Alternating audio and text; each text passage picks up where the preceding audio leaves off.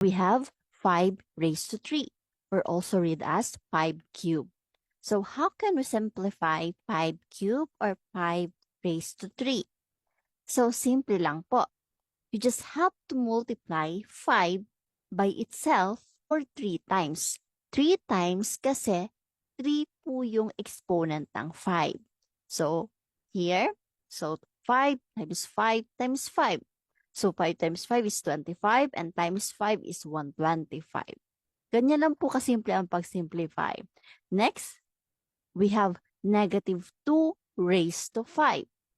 So, meaning, we just have to multiply negative 2 by itself 5 times.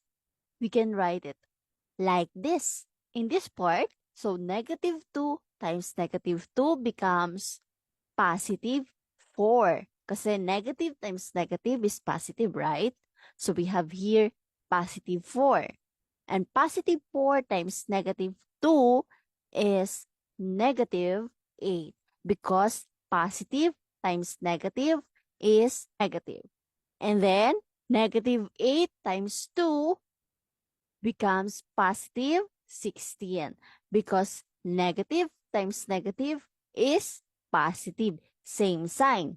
And then lastly, positive 16 times negative 2 becomes negative 32.